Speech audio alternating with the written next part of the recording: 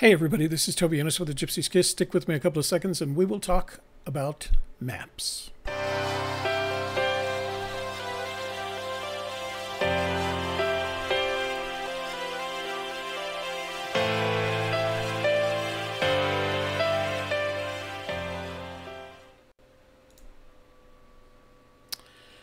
So, like many of us, I was disappointed to hear on July 12th, Sunday, that GMap4, which was my favorite mapping tool, had shut down. The gentleman that runs it said in a message left on the now closed site that he was planning an alternative to it, but that it would take several months to get it operating. So since then, I've been looking for a mapping tool that was as effective as GMap4 because it offered a number of features that you can't find with other mapping tools, especially the layering component. So I hadn't found anything, but today I was out at the shooting range. And September hunting season starts in September, and I was just zeroing in my rifle. And I don't know if you guys have ever been to a public range. But they operated, generally speaking, in what are referred to as flights. So there's a flight where the shooting range is hot. That means people are shooting at targets downrange up to 250 yards downrange. And there's a flight in between when the range is cold, meaning everybody has to step away from their firing positions. People who need to change their targets or adjust their targets or check their targets can go downrange. For those of us that don't need to do it, we stand behind the red line.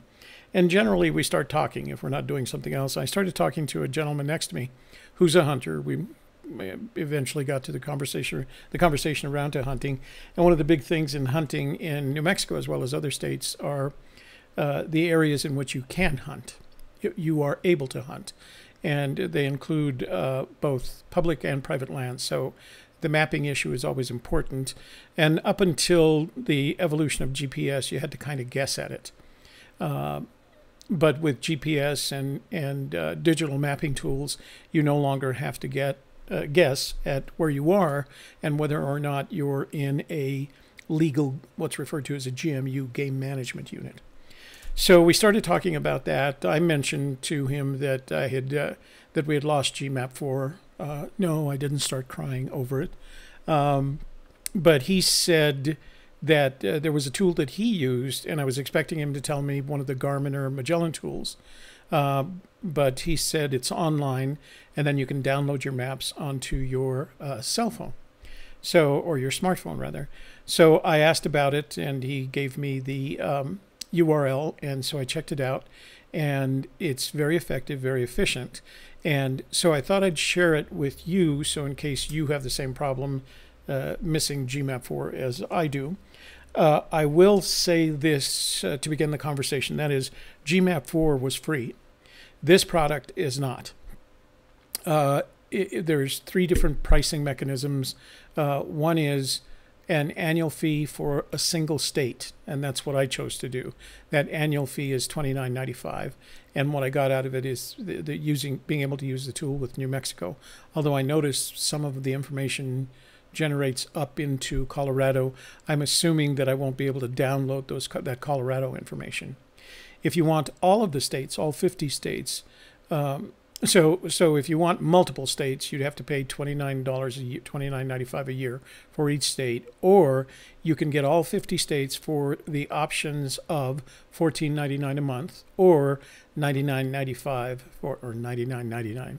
I can't remember exactly, for the entire year. So let me repeat that. You can get all 50 states for a single fee of $99.99. If you needed to do that. And at some point, if you're searching, for example, in all 4 states, Montana, Wyoming, Colorado, and New Mexico, it would be cheaper for you to get the all 50 states deal. So I just wanted to make sure you were aware of that. This is not free. I'm going to transition over now to my Chrome screen, and because there's important things on all parts of this screen, I'm not going to show myself the process. Usually I'll show a video of myself so we don't lose connection, but there's so much information on this screen I can't do that, so I'm going to switch over. And oh, by the way, the you can find this mapping tool at onXmaps.com, and I've printed it on the maps that you're about to see. So let me make the transition. I'll see you back here in a little bit after we get through with the discussion. So let me go up here to Chrome. Okay, I'm hoping that you can see my cursor. I can never tell because I can't see my OBS software at this point. But as you see, it's got a lot of features on it already. What's important are these map layers over here, but we're going to talk about that last.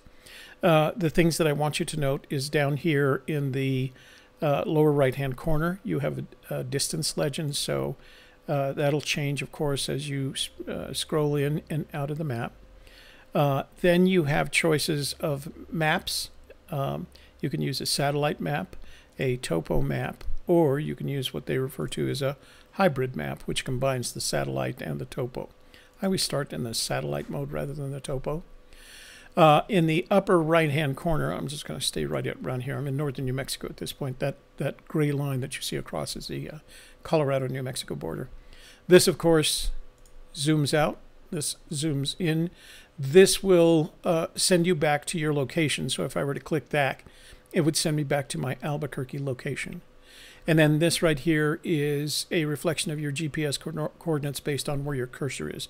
So as your cursor moves around, so do those coordinates. Unlike GMap4, GMap4 had a second set of coordinates that represented where you were on the center of the map. The only way to get that, of course, is to move your cursor to the center of the map here. It has some drawing tools. The first drawing tool is the line distance. Let me scroll in just a little bit so we can play with these. So it has the line distance tool. So if I want to measure from one point to another, let's say I park here and I want to walk this direction, and I want to go across the state border, and I want to go fishing right here. So it gives me the length. You double click it to stop it. It gives me the length of each leg of my trip, but then the total length is right here, 722 yards. So, and I can either save that. I can actually save that line by giving it a name. I can make notes on that line. I can give it line color and weight, style and weight. And then I can save that. So I'll always have that distance. If I ever want to call it up, I can go to my content right here and it'll have that name there. So I'm not going to do that right now. I just wanted to show you. The second thing I can do is I can make an area shape. And that is if I wanted to know the area of an object on my map.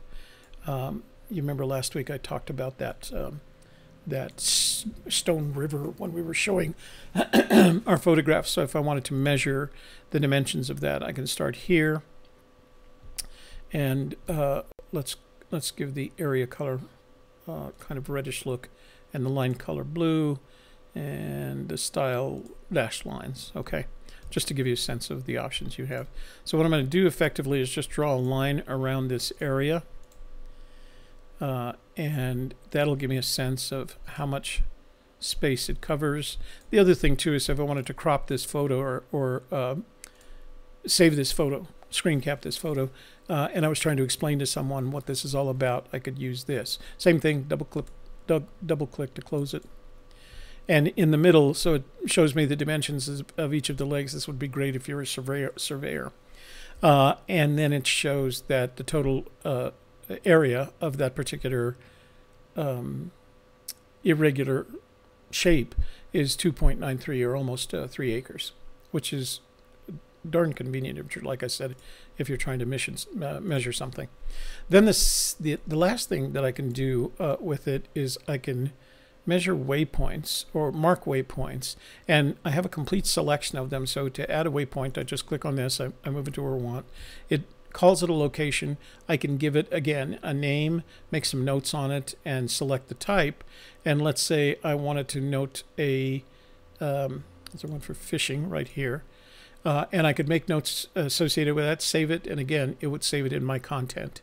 So that's another kind of really neat tool that helps you to remember exactly what you need to remember about that. You can see all these options that they have for the different waypoints, tree stands. You know, if you're a hunter, you can mark where you saw a rub, or identified some more bear scat, et cetera, et cetera. So it's pretty convenient. I'm going to just keep deleting these so they're not in the way. Okay, so that gives you a sense of what's on the screen already. You can search here by name. You know, it's a great search tool. That's how I got to where I am, but you'll recognize that this is in our search area anyway. But here's kind of the cool stuff about it, and that is the map layers. The first thing to note is that you can save your layers in a library. So if you have a certain area that you're focused on, you can save all of those layers to a library. The layers are divided into 3 categories, and I'm going to raise this up so we can see them all. I may have to zoom in and out so you can see the various ones. The first is the state. The second is our areas related to hunters and fishermen.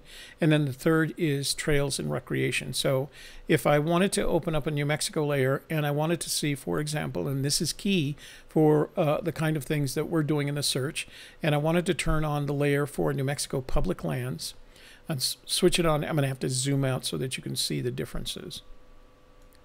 And it'll take a minute for it to render.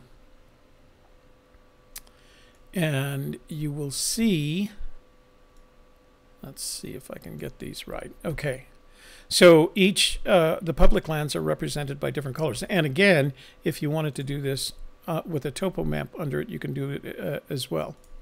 The different colors represent the yellow represents, I know from experience, the yellow represents BLM land, the green represents forest lands, national forest lands, and the yellowish orange represents tribal lands. But in addition to that, if you really want to keep yourself safe, you can get imagery of the New Mexico private lands by the landowner's name, and you see right here they don't have it, but as you zoom in, let's see, as you zoom in, eventually it gets to the point where it renders and you can see the name of the owner of that piece of property. So if you needed permission, for example, to cross that property to get to your game hunting unit, you know, you can do that. This map provides areas of possible access, and I'm not going to go through all of them. But you can see that these are the GMUs, the game management units. So let me pull this out. This happens to be one of my favorite game management units as well. It's GMU 52 in here. So it helps you identify, you can see right here, it helps you identify the various game management units. And the reason that's so important is the state sets certain hunting rules by game management unit. Sometimes the rules apply to all game management units, but sometimes if you're in an area that they don't want you hunting deer, maybe the pressure on the deer has been too heavy, they do it by game management unit. And if you're in a game management unit where you're not supposed to be hunting deer and you shoot a deer, you're going to get a great big fine. So that's why the game management units are so important. So I'm going to scroll down here and you can see the unitized ranches, the open gates, and what that means. What that means is the ranches, the private lands that allow hunters to either hunt on those lands or pass through.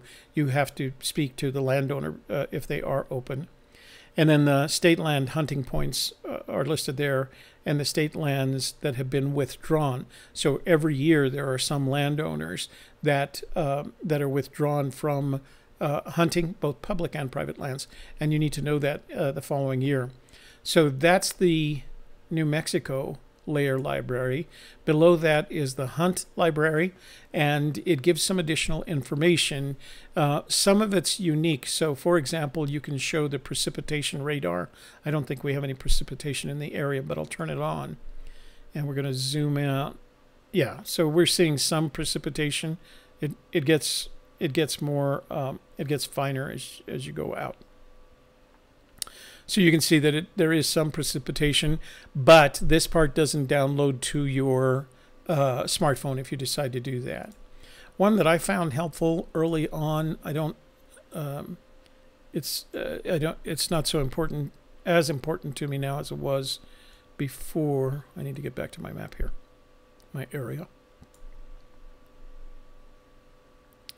And that is the roadless areas. And you can highlight that, and it starts marking the roadless areas. Now, here's another thing. So the purple represents the roadless areas on the map.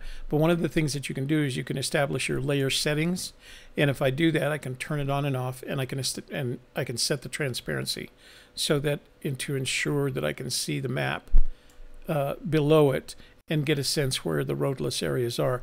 That particular roadless area in there, I know, is in the Cruces Basin Wilderness area, which is why it's a wilderness area. So that's a kind of cool one as well. And as I said, these are in the hunting ones. I'm not going to go down each one of these because these are references to where records have been kept about not just the size of the trophies, but whether or not deer or elk or turkey were found in that area and in what year. This represents the timber cuts where they're actually thinning timber. This represents and I'm going to zoom out again here so that you can see them. Let me see if I can find them. This is a map of the historic wildfires. This is where wildfires have been in the past. The red is 2016, and then the others represent different years. And then I'm going to turn that off, and it also shows current wildfires. And again, this is the hunter areas. You can see we have this small one in New Mexico, but there's this big one up in Colorado that's been going on for a couple of weeks now. And then if you want to use the sectional maps, you can turn this on, and that'll give you the sections. And in each case, you have to wait for just a second to have it render. Oops, I'm zoomed way out, too far out there. So it'll divide the state into the various sections that New Mexico and other states are divided into. Let's see if I can. There we go. There's the sections. And some mapping tools map by these sections. You download by sections, so it's important to know whether your mapping tool works that way. I'll turn that off. And then, of course, the last piece of this is, in terms of the hunt, is the wilderness area. And as I mentioned earlier, I know that area around us is the Cruces Basin wilderness area. There's one over here in Chama as well. So, but I won't take you there. I don't know what that white space there. It's kind of annoying. And then the final set of layers are for trails and recreation. And again, I'm going to pop this out just a little bit so you can see them. This indicates where the recreation sites are. It'll render them, and once you see the sites, you can click on them and it provides information. So that's the Huffaker Cabin recreation site. One of the tools, if you're an astronomer, it also gives you an indication of the dark sky behaviors in that area. So that's the recreation sites. It also has trails, marked trails. That particular one, the most obvious one there, is the Continental Divide Trail. But as you zoom in, you can get, for example, the Toltec Mesa Trail, etc., etc. And again, like I said, it takes just a little while to render. And this right here is the Osher Cruces Basin Trail. And if you add mileages to it, tells you how long the trail is, in this case 1.6 miles. And it tells you about the trail slope as well. And the green represents not much of a slope, yellow represents more, red represents the steepest slope. So I'm going to turn all of those off. If you want to see the forest visitors maps, just click on this, and they're an exact representation of the forest maps. I did notice that for some reason the